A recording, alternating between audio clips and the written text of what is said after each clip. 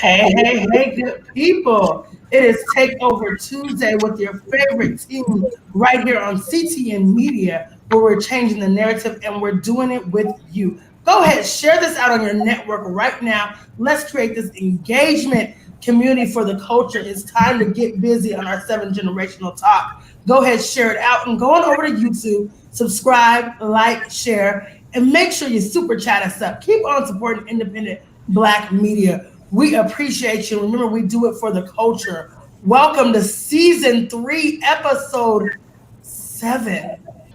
Oh man, it has been an amazing ride, and this is the last episode of this season. So when I tell you the conversation is going to be that much more charged, it's time for the unbossed perspectives. Welcome to 7 Generations Black, the podcast powered to equip, inform, and present you with a new perspective. With Theo E.J. Wilson, H. Soul, Lethal, Jace Johnson, and I'm your host, Shay J. We are 7 Generations Black. Now, like I told you, this conversation is going to get really good. So you're sharing this out on your network. It is the last conversation of this season, so I'm excited to get into it. You know, we've been on a roll this season, and what I love most, we've been linking it up with some things. It's been a link of, we talked about the Black man, the Black sharing this out on your network. It is the last conversation of this season. Who wants to hear me 2 times in a row? Oh, okay. We've been talking about the man and the woman, unity, what it looks like to come together as a community. The conversation has really geared us up, I think, for some great position and conversation with our community. And this one is going to be no different. We're really jumping in on a topic that I think, why not discuss it? It's 7 Generations Black. Black forgiveness. Man, I've had this conversation with a couple friends. It gets a little heated. There's no right or wrong way to have the conversation. It's just only wrong if you don't share it out right now on your network, because it's definitely a conversation for the culture. I'm going to say since it's been happening, for years, but I think since May 25th, when we lost our brother George Floyd, a whole lot of white folks have been doing a whole lot of apologizing, asking for forgiveness, for the systematic racial injustice that has existed for well over 400 years. So I think this conversation is necessary. The Black community, we've been encouraged to be forgiving of the oppression that this landscape has made our country has been built on. And we have really been put in a place that if we stand up against this and we decide we want to reject being forgiving, we're often ostracized. For instance, when we stand up and we're unwilling to forgive others for the killing of our Black men, our women, our children, for them being criminalized, treated as thugs, then we're looked at like we are going against the social norm. So it's time to really talk about what it looks like when we talk about Black forgiveness and building up a new culture. Why? Why forgiveness? Why do we have to be so understanding? Why are we responsible for the things that are done to us, the neglect? Why is there no standard? Why do we accept anything? What factors are driving these behaviors? It's time to really discuss the history behind Black forgiveness and the future when we talk about it from a 7-generational lens. Go ahead, share this out on your network right now. It's time to get into it with my amazing group of panelists, the one and only Shop Talk Live. Make sure you go grab his speaking course. He's out here changing the game for you speakers. And I'm telling you, if you want to get to that next level in your speaking career, you got to get with my guy, Theo E.J. Wilson of Shop Talk Live. What up, Theo? My guy, the Honorable Protector Initiative. I got to see what this shirt is for the last day. What do we have going on? Be spiritually attractive. Ooh, Yeah. like that's dope. My guy, Lethal. Good to see you, brother. And happy birthday, my Sag season. Happy birthday. The Righteous Rage to the one and only H Soul. Peace, brother. And the Black Business Initiative, holding it down for the ladies, the one and only Jace Johnson. What's up? Peace. All right, y'all. So no need to be shy today. It is episode 7, and we're tying up some loose ends, and we're tying it up and using this topic really to dig in. This topic, I think, it holds so many different topics. It's like a tree with many branches, and we're talking about Black forgiveness today. We're going to hop into it. We're going to talk about it because it needs to be spoken about. But of course, red pill alert. This is your last chance. After this, there is no turning back. This is your opportunity to stop listening and tune out now. Well, if you do, the story ends. And you can go back to your bed and, well, believe whatever it is you want to believe. You can go to sleep. However, if you stay here with us in a liberatory discussion, we show you just how deep the rabbit hole goes. Now, of course, the choice is yours. Welcome to 7 Generations Black. It is going down officially. Black forgiveness. Let's get into it. As I start thinking about Black forgiveness, I think that this is the time where we can all really reflect on it because of George Floyd being the sparking flame of this initial forgiveness that has reopened up some wounds, some trauma responses, some of what are we doing, why are we forgiving? I mean, there's so many cases right now to even go through. There's a list of cases, and I'm sure we'll start to get into them as we go into the show. But Lito, I know you wrote an open letter about this. So when we talk about Black forgiveness, I just would love for you to start and just tackling it. What did your letter really encompass? There were so many things in that. I would love for our audience to read that on their own time. But if you could just try to kind of sum up that Black forgiveness and how we're looking at this in a 7 generational lens. Okay. What up, sis? Fellow Sag. What up, Sag? That's what's up. Here's something I thought about, and I noticed it after the last episode, right? And I think I'm gonna really bring something to light here, something to the forefront. So we had this season where we talked about protection of the Black woman, and we talked about the toxicity that exists in Black men and Black women. And last week we talked about curing and healing, right?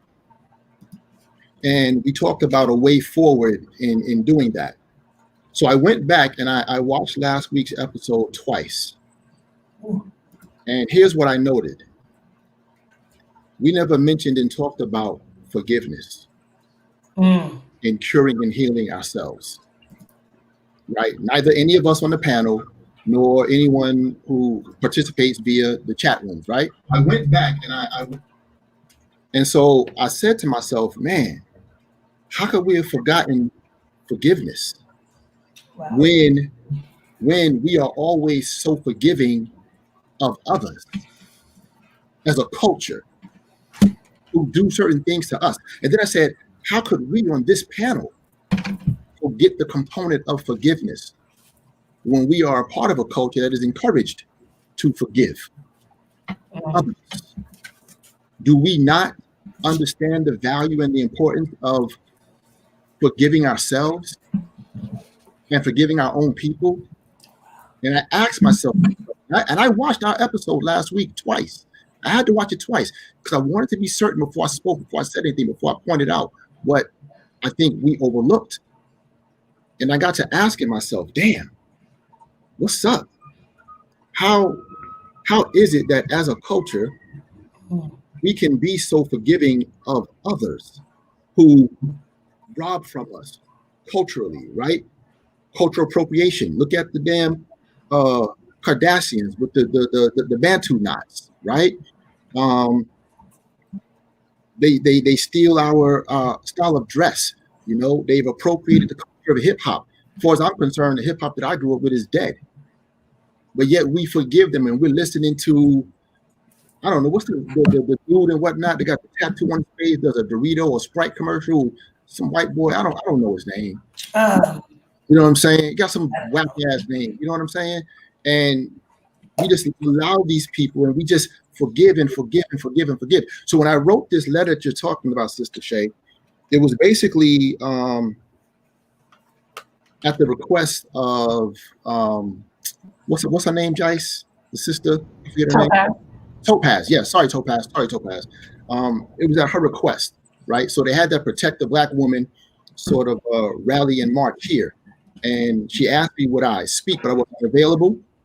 And so I told her, instead of actually being there, I would write a letter, you know, representing Black men on behalf of Black men for her to actually, you know, read at the rally and the march.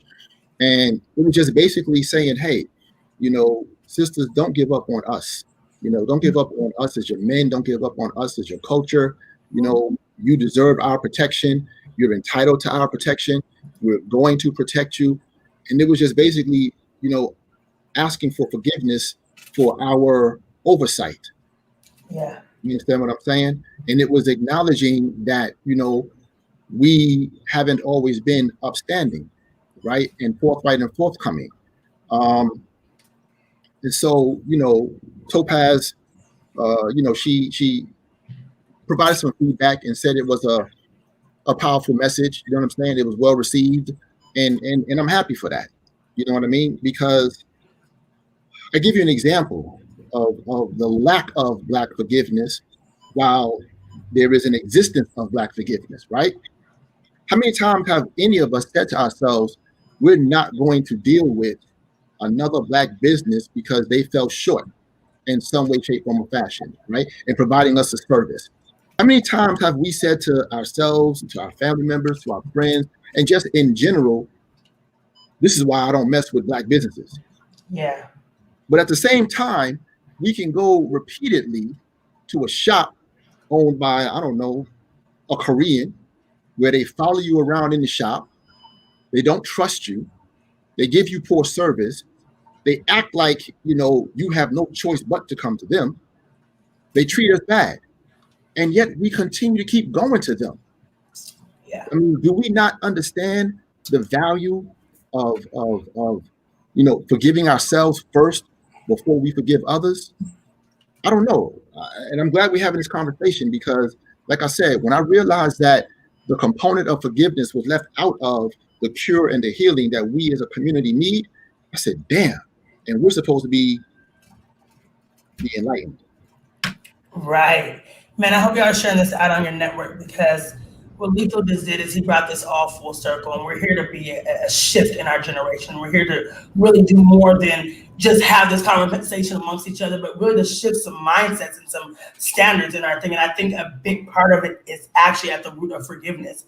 And you hit something so hugely. So I know we talk about the white America and forgiveness and how we're really quick to forgive the whites, but each other.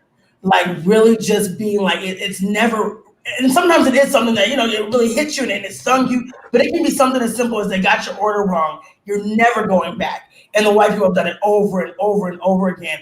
I had it like we were saying, it's sad season, and so I did a lot of reflecting for my birthday, and that was one of the things.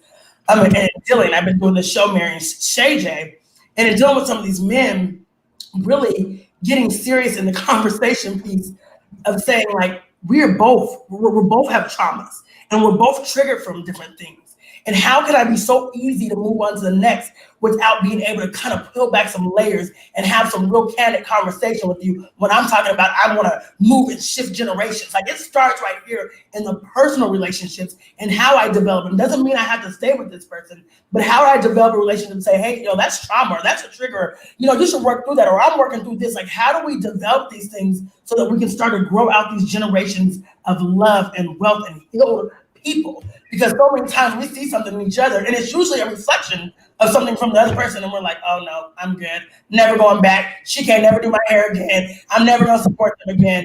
And we've got really good at that. My guy, you've been working on our soul.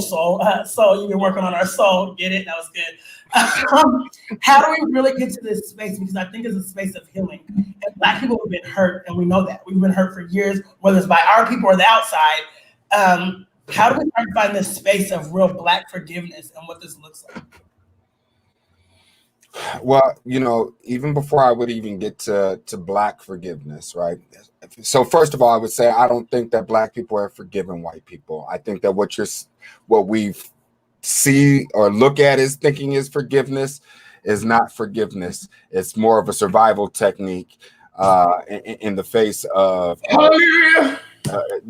So I would ask us to be gentle with what we think we see as forgiveness. That's good. The second part that I would say is that before we talk about Black forgiveness, we have to talk about self-forgiveness, right? Mm-hmm. Forgiveness of the self.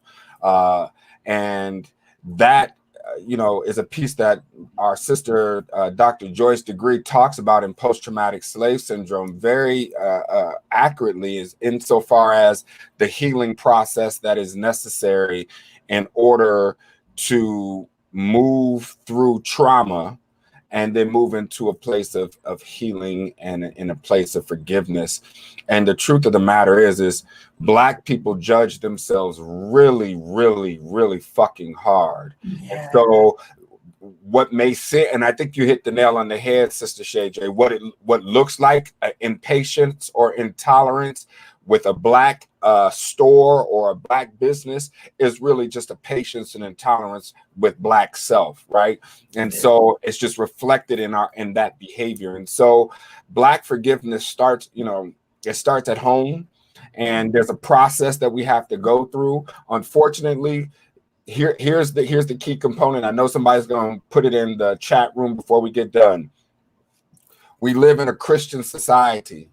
So our mandate tells us that the most highest being that ever touched the planet and occupied the earth and heavens was put on a cross. And having our saviors put on a cross is why Black people are so comfortable with putting each other on the cross, because we feel like, like that's where that's what you see we do to our leaders, right? They go right to the cross. That's what is in our psyche to do. We sacrifice, and we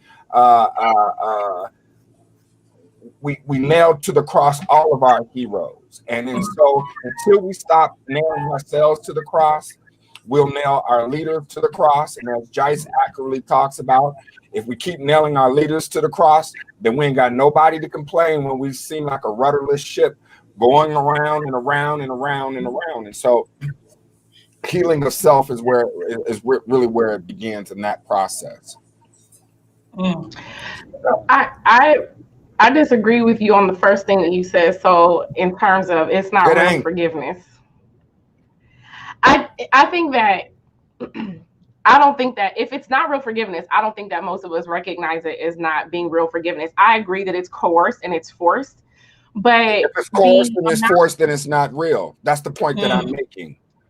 And I get that, yeah. But it's one thing for me, like in the back of my mind, you know how they did with Debo, right? Like you might be talking now, but when you leave, I'm gonna be talking again, right? Okay, it's one thing for me to be like, yes, Master, I forgive you, and then be like, I don't forget that motherfucker. Like, but I don't think that that's what the vast majority of us are doing. No, it's not. But that doesn't mean that it's real forgiveness, right? Real forgiveness is not coerced.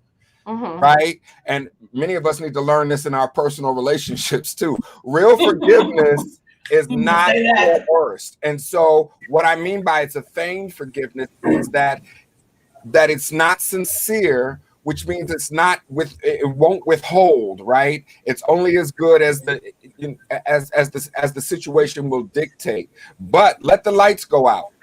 Right? Let's get real shaky. And that's not to say, and this is why it's important to consider what Lethal talks about with that syndrome that Black people get, Stockholm syndrome, right? There's that piece of it. But again, I consider that feigned forgiveness. I don't consider that sincere forgiveness. Can I pop up? I'm sorry, Jice, go ahead. Yes. Yeah. So I think the forgiveness issue really came on the scene with the death of Botham Jean at the hands of Amber Geiger, the police officer who walked in this man's house and shot him, then tried to use the castle doctrine, talking about, I thought I was in my own house.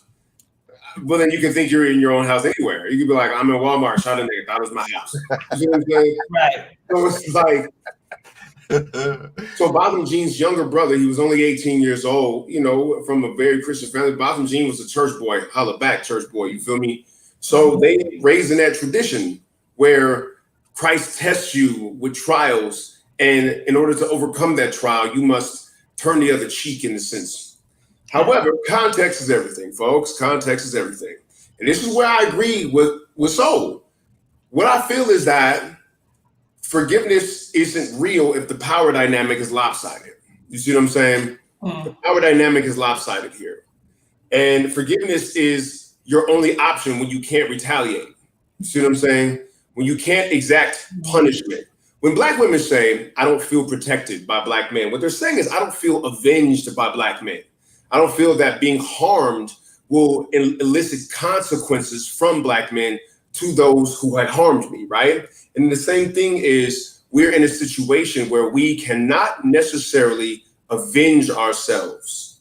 And because we can't avenge ourselves, forgiveness is the only option.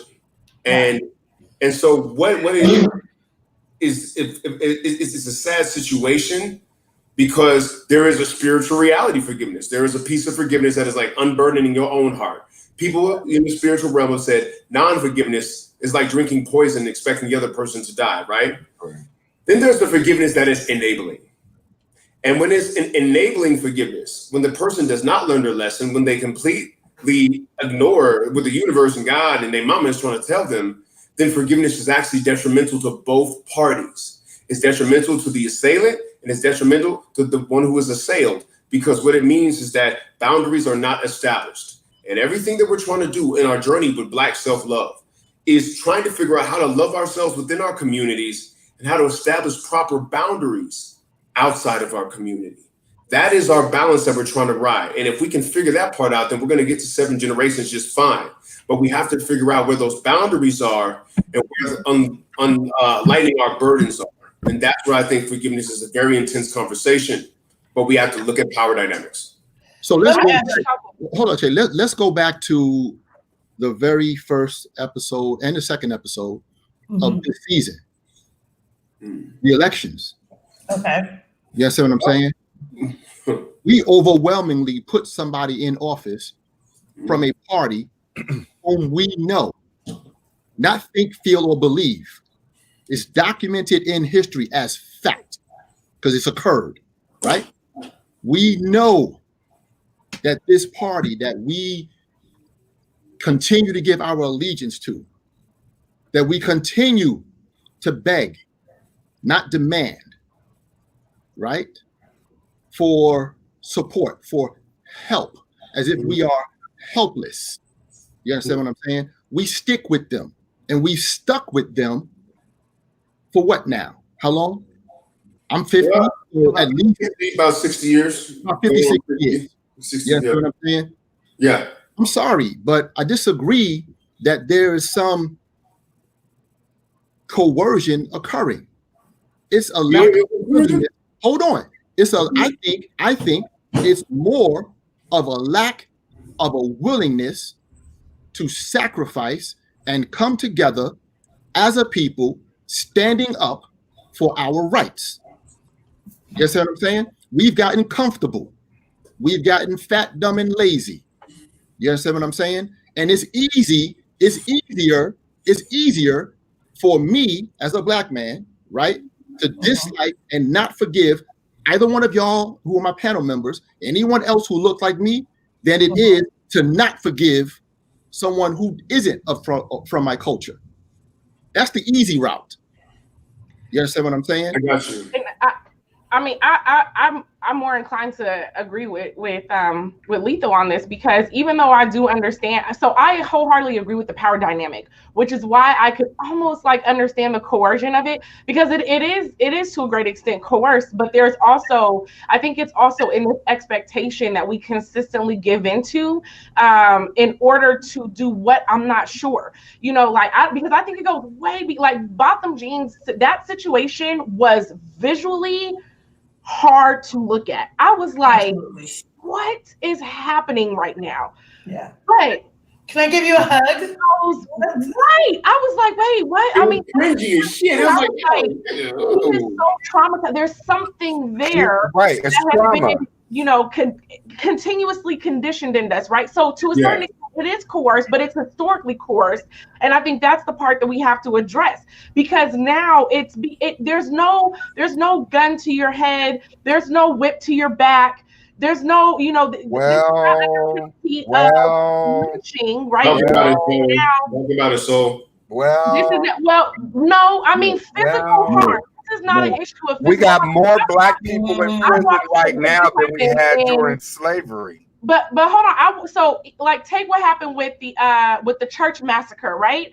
I mean, just this bodies weren't even coming, hadn't been pulled out the church yet, and they got press conferences talking about we forgive. We accept your apology that you have not given.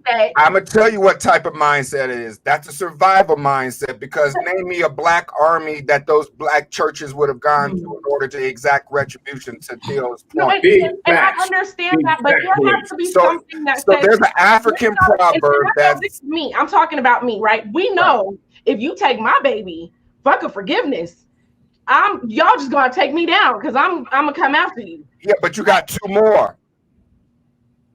I'm coming after you. You got 3 children. Right.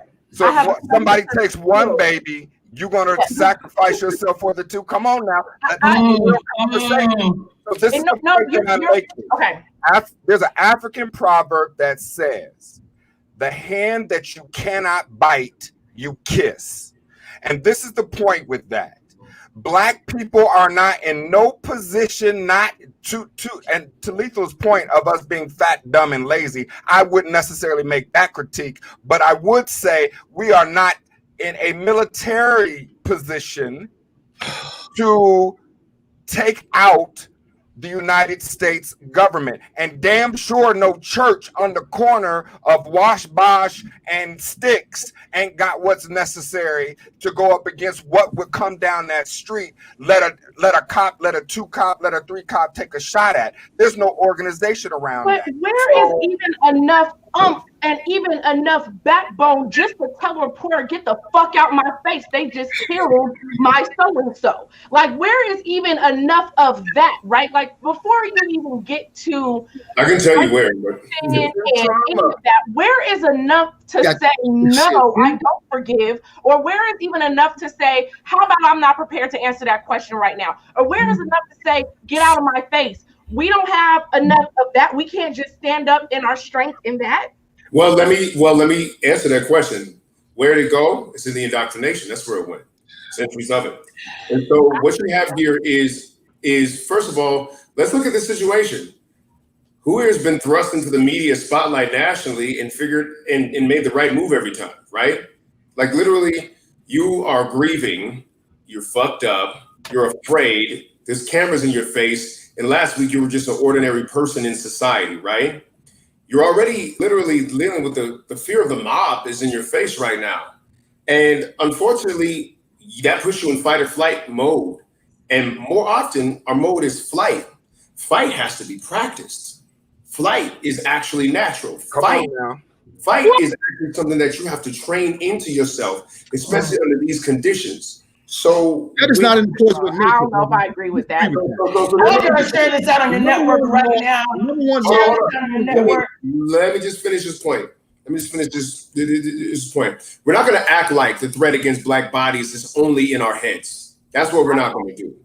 We're not going to act like we are outnumbered 6-1 in this country. We're not going to act like we have an inherited trauma from the brute violence of white supremacy. That's what we're not going to do. Right? Last time I checked, Mumia Abu Jamal still in prison. Right. So brothers done rolled up and snagged him out of jail. I'm sorry. Did I miss that roll on the prison? Did I miss that? Did I miss the fact that Black men are in prison at more rates now than we were during slavery? But yet we want to have some type of gust and backbone and jerk about what we feel we're gonna do to somebody. Being emotionally exhausted from losing a loved one on a very y'all brothers are giving us a way out, and you're lacking holding us accountable. What's the out? At the end of the day, hold on, bro. At the end of the day, I'm not gonna sit here and act like we don't have power, and I'm not gonna sit here and act like we don't understand economics, and I'm not gonna sit here and act like hold on. I'm not going to sit here and act like we don't understand what it means, right, to have an impact economically on a country. You understand what I'm saying? Yes, we do. If we understood it, then we'd be doing it. We don't understand that. You're the main one, Lethal, that says when you know better, you do better. Yeah, right. I agree. We don't know that. We don't know that. Well, listen. At the end of the day, know it. At the end of the day, we gotta stop. We gotta stop giving our people a way out with this whole, it's trauma, it's this, it's that. and start. Let me ask you something. Can someone answer this for me? As we're looking at the collective, because there is a whole bunch of people that are tapped in right now. We appreciate you. Keep on commenting. Let's create this engagement. Share this out on your network. Because I think it's important to know that we have people from all different levels. And we know that as a collective, we're not in one place or one space. We see this public forgiveness, and yes, it's flowed from Christianity. We know that, but it's a thing and it's real. Then we see these high-profile examples of Black people forgiving white people from unspeakable violent acts. We see this. It affects people on a normal stage. How are they supposed to respond in order to make their next move, their best move, in the place of where they're educated right now? How do they respond? Can I say this? Notice that the very high-profile examples of public Black forgiveness just happen to be with Black Christians. When we talk about the church shooting with the freaking Dylan Roof dude killing all of them brothers and sisters, in the AME church, that was a church situation. Botham Jean, the killing of him, the most recent brush up with forgiveness in Black folks was a church situation. And therefore, mathematically, you have to look at the fact that if most Black Americans are at least culturally Christian, then you're going to have years of church programming underneath your freaking survival responses. That's right. What it is. So if this was a Muslim country, just by cultural, you might be hearing cries of jihad. You know what I'm saying? Like, it's just cultural conditioning. This is just the majority of us. If a brother from the Nation of Islam got killed by the police, you wouldn't be hearing no forgiveness shit. You see what I'm saying? It just happens to be that these cases are coming from Black Christians. And so then when we examine why the paradigm of forgiveness is upon us so heavy, well, we got to look at why the history of Christianity is on us so heavy. You see what I'm saying? Mm-hmm. It's all intertwined, but I just want to point out that these major incidents of Black public forgiveness have also been in the context of Black Christianity. That's a great point. And I agree with that. But also, I think that there is other ways that we need to really push back and move things around, right? Because I do want to come back to a point that Lethal made around how we interact in other ways out of forgiveness. But also, just before we move on past like that public space, is really getting a space of where media is not asking us that bullshit question, because they don't ask other people those questions. That's not the question to start asking white folks when white folks have been killed. Do you forgive whoever, right? This is something that I think continues to be a mentally and spiritually crushing point for the Black community. Yeah, but you can't control what your enemy does. Well, that's why y'all should be sharing this out on your network and supporting. That's all. That's right. Boycott. I agree. Like, share. No, seriously. If you're on YouTube, hit the like button, hit the thumbs up. Help us get more engagement. All these things help, because to your point, you're 100% right.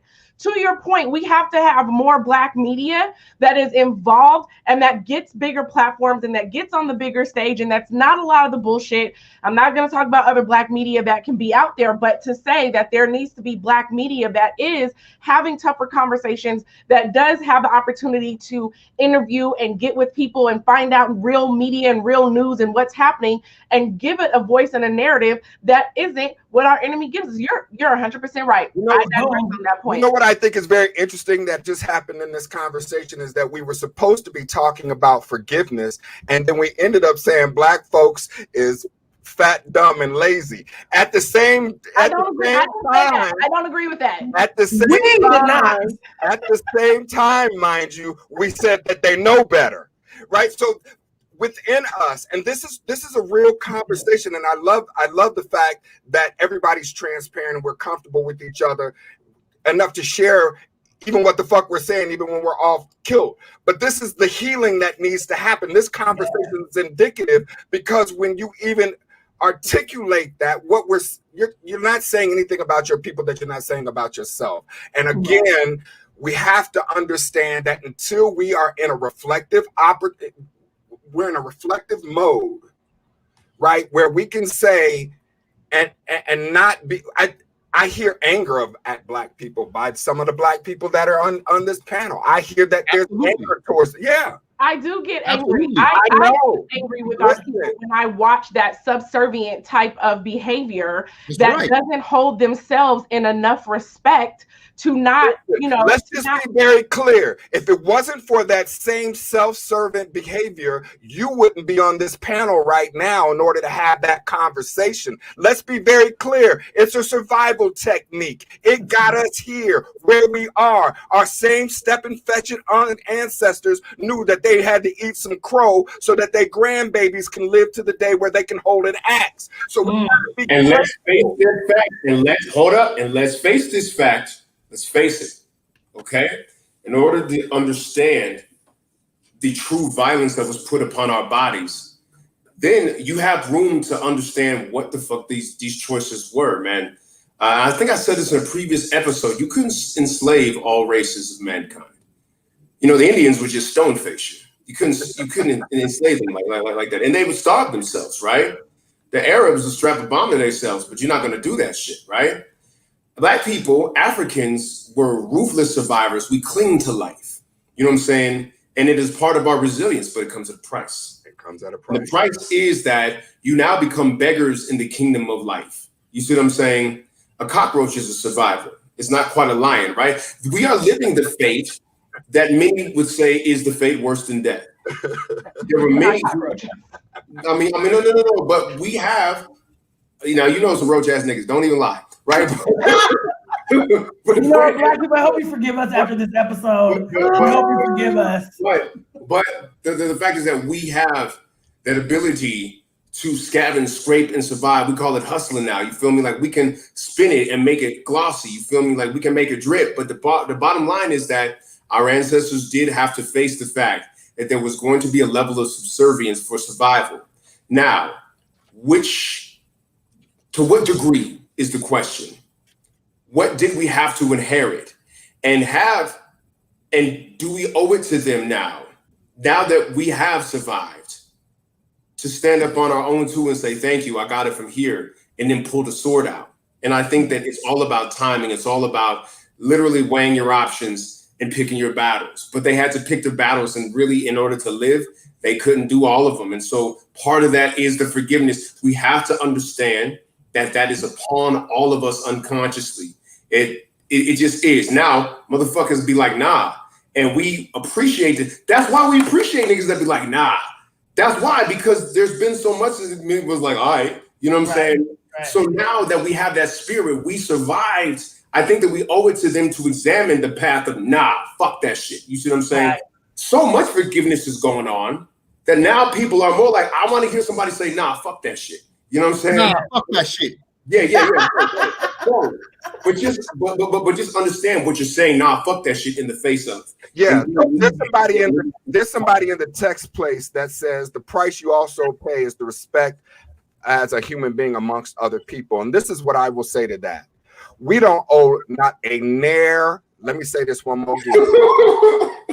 We do not owe not near a motherfucker on this planet any explanation for the 400 years that we have been subjected to. Not near another person, a group of people have endured and have survived what the people on this continent have endured and survived, including the natives that were here before we got here. So with that said, you don't have to, black people, even in the state that we're in, we don't owe nobody no explanation. We can hold our heads high when we go anywhere on the planet because we survived this situation where most people would have bowed out. Where are the Aborigine people in New Zealand? Where are the Aborigine people in Australia? These people have checked out. Some of them have chosen not to even repopulate. Okay, fine. But like Theo said, we are givers and the originators of life. And in that, it is our duty to carry on this thing called life until this planet stops spinning. So you don't owe nobody no explanation, which is a part of, again, forgiveness. We got to forgive ourselves and understand. The only way we forgive ourselves is to contextualize what we went through. And the truth of the matter is those of us sitting on this panel right now, articulating this argument, we have no motherfucking idea what our ancestors went through. Not near an idea. No, we do not. No, we do not. No, we do not. No, we do not. This is true. That's just like a man saying we know what it's like for a woman to have given birth. No, you don't. Unless you live that, then you ain't gone through that. No, you don't. We don't know that.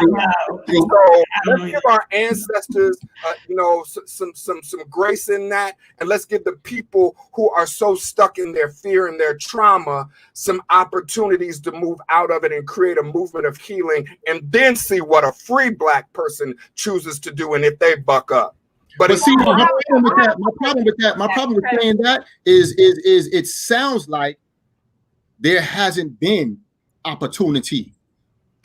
But here's a couple of pieces of that, because I agree that so many of us, and I've talked about this before, so many of us hang out in a space with other people. I hate using the term woke, but y'all at least can understand what I'm saying by woke. But there are several of us who hang out with other people who are reading books, digging into history, learning, understanding, carrying forth the stories, and being activists on behalf of the community, that we tend to think that so many other of us already know. And I 100% agree that the vast majority of Black people in this country have not a clue for a number of different reasons. However, as we continue to push out the message, where do we start to find the balance between understanding our trauma, which is 100% valid, and it's not to be used as an excuse, it's to understand the context of where we come from, and then begin to hold ourselves accountable to make changes as we begin to know and understand and move forward in that space. And it does anger me, I do get angry when I watch our people, because we are not our ancestors in that space.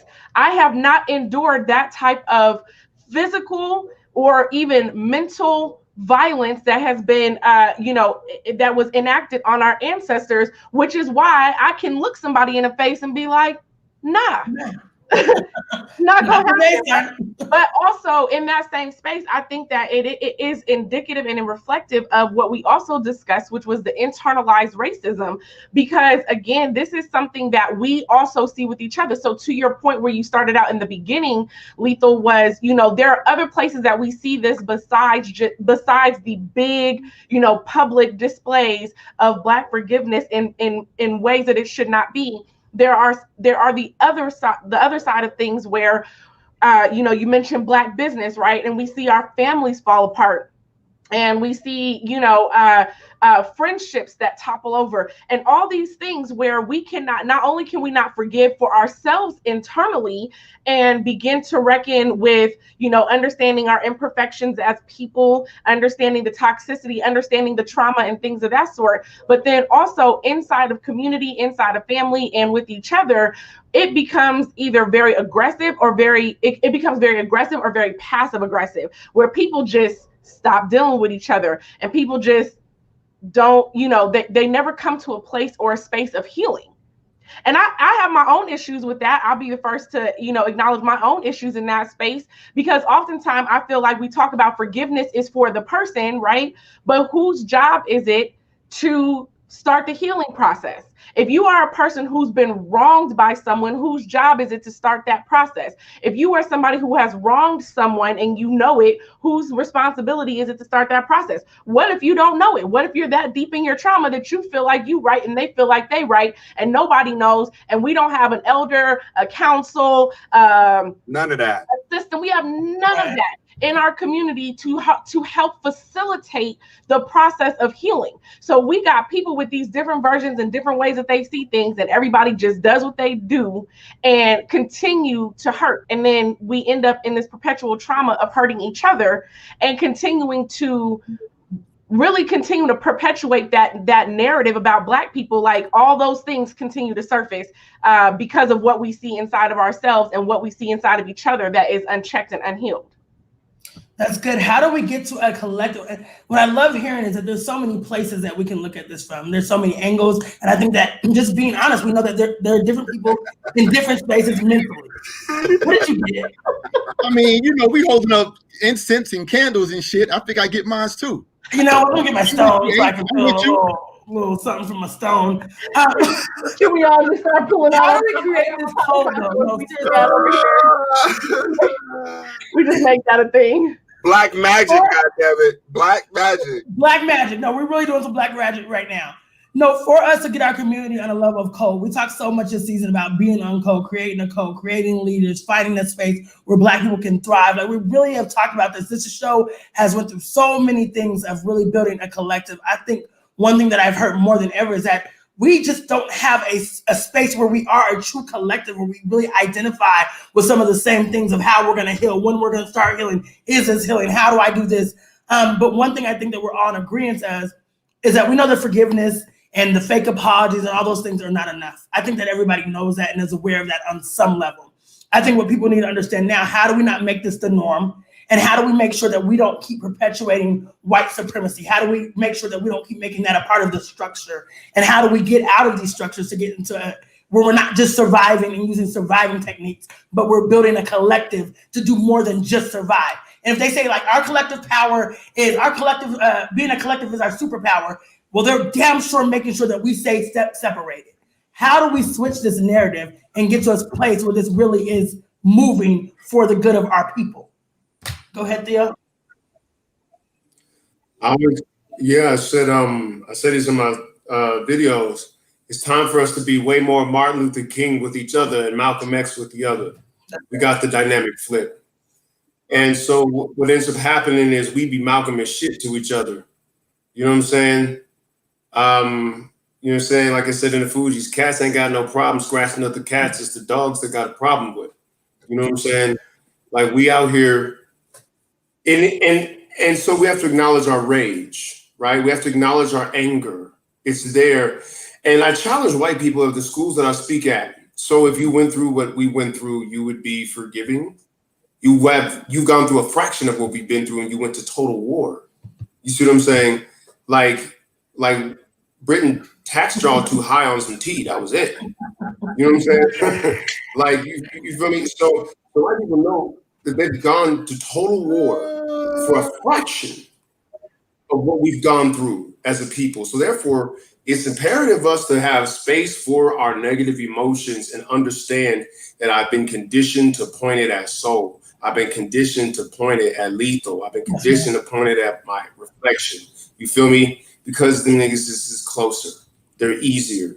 And I get to build a reputation when I get to kill another nigga, when I get to kill another brother, an African man. You see what I'm saying? To the point where recently, up until the last 40 years or so, the police really didn't care if brothers killed brothers, man. You know what I'm saying? Like we got uncles and grandpas and shit who killed niggas for real. Because the police weren't coming for no black men in the gutter. Come on. It was only when they realized they could profit from brothers being in the gutter that we got in trouble for killing each other, really. You see what I'm saying? You killed that's another story. So we've been aiming at each other for a long time. Now we have to be more patient, tolerant, and long-suffering. When we say that our ancestors went through a lot of trauma, what we're trying to do is practice giving grace to people who look like ourselves. You see what I'm saying? We're trying to practice that. We're trying to put it on his feet. We're trying to live it and walk it because we don't be having grace and space with black folks at all. We be like, man, I wasn't. A black man just stole my car on Saturday. I'm gonna just be honest with you. They just showed me the police footage, right? It was a brother in my gym, right? Stole my car, took my whole life and shit away from me. My wallet, everything, right? It was going. I've been in the process of recovering. Man, listen, I ain't gonna act like if you ain't put me in front of this motherfucker right here, that I wouldn't necessarily do his chest. You understand? I wouldn't necessarily do. I still might do that. I have to understand, and I have to try to mentally focus on the myriad of circumstances that brought this cat to thinking that was the way to go Saturday morning. You see what I'm saying? And that is a hard thing to do. But if we can do it with the people who whipped and tortured us for 400 years, we can do it with each other. And I think that's where we need to draw our inspiration from. That's how you create the unity. I don't know no other way.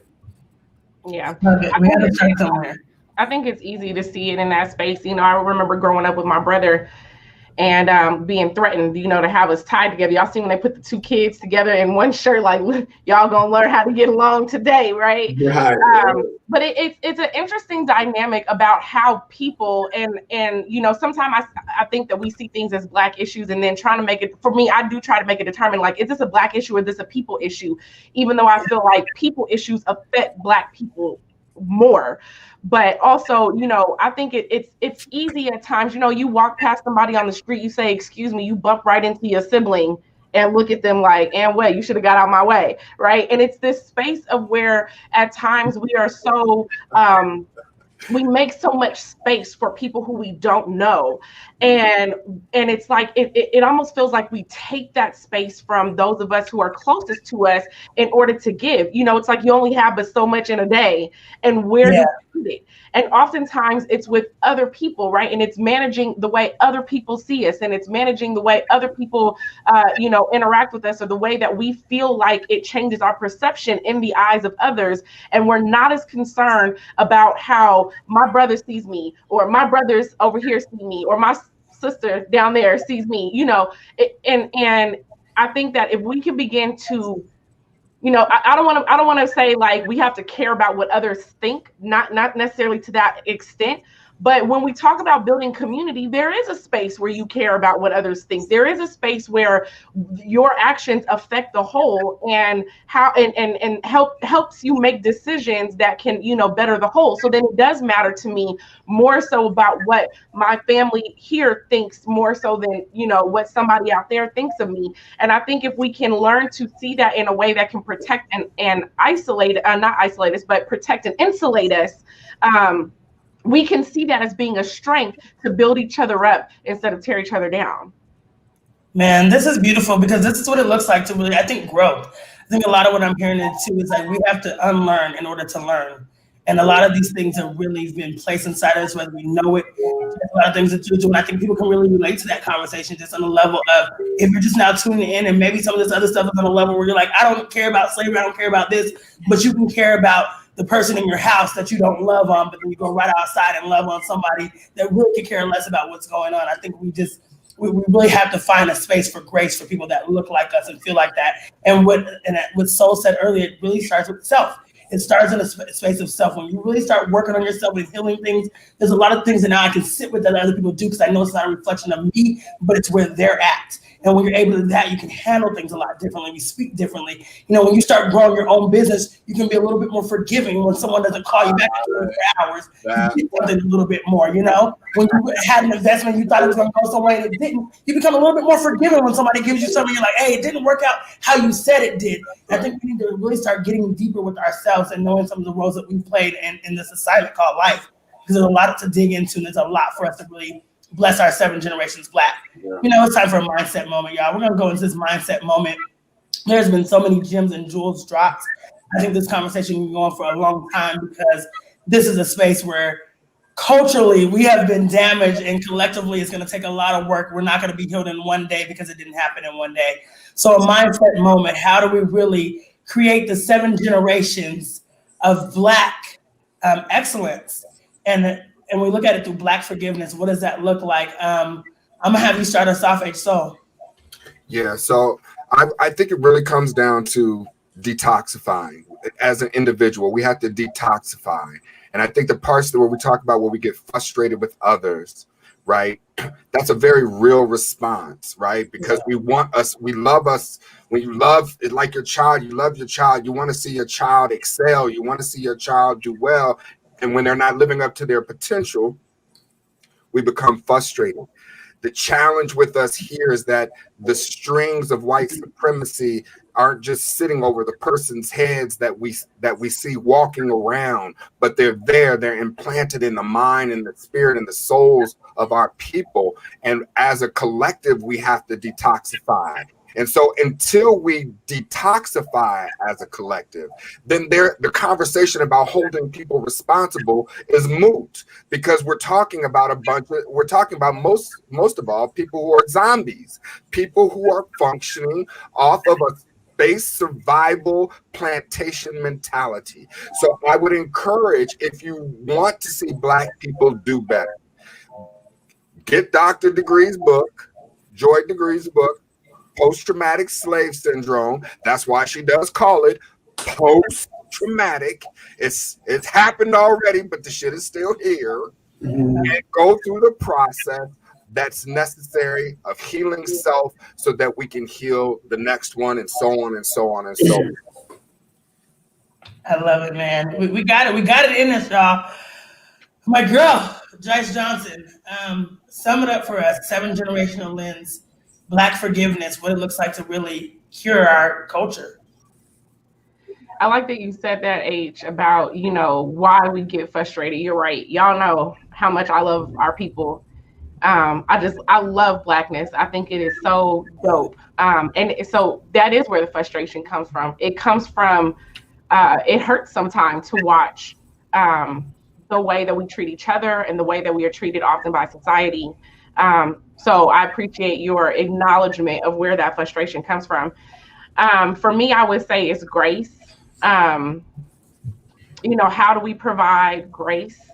And when I think about that from a 7 generational lens, my thought is, how do I teach my children and the other children that are in my purview and, anyone around me, how do I teach grace for each other? How do I teach grace for each other while also still being careful to hold accountability? That's good. I love it. All right, my guy. Make sure you guys check out his speaking class. He's giving you the masters on how to speak. And right now I need you to speak to our people, 7 generation Black. How do we create this shift in Black forgiveness to really create a better culture? I would say know the difference between forgiveness and enabling. That's what we're trying to figure out. Understand the context of your forgiveness and understand the nature of those who offend. If their violence is on a level that is addictive, your forgiveness will not stop it. In fact, it endangers us. That's something that we have to understand. Ask anyone in an abusive relationship if I'm telling them the truth right now. Ask. It's an abusive relationship, right? And so I'm sure that in time, Tina Turner forgave Ike. I'm certain. But that doesn't mean that she had to stay in the situation. You see what I'm saying? She had to love herself enough. We have to love ourselves enough. And with that, you can't love yourself enough. I'm sure that Tina would not have loved herself if she hadn't forgiven herself for falling for Ike, for having been in his orbit for so long, much longer, for ignoring the 12 doors to the exit when she finally picked the 13th one and be like, how much time have I lost? You see what I'm saying? The fact is that forgiveness of ourselves needs to be a priority. That is where we're going to get love for our people and unity for our people, patience, tolerance, and forbearance, long suffering for our folks, with our folks, because we are all damaged goods. With that being said, we have to create space away from those who harm us like this. And I don't know what that's going to look like. But 7 generations from now, we need to have figured this out. Or there will be no 7 generations from now. You see what I'm Right. And that's what's at stake. But understand that on one hand, we have to forgive ourselves. On the other hand, we cannot enable and abuse it. And when we find that balance, our descendants, 7 generations from now, will thank us. Oh, my guy who opened up the show for us so lovely. Thank you for your letter. I personally read the letter, and definitely as a woman, it resonated with me. And just to say that we are entitled to your protection, that meant so much. So thank you for that. It's always great to see a Black man standing up for a Black woman and speaking to us on levels that we need to be spoke to as well.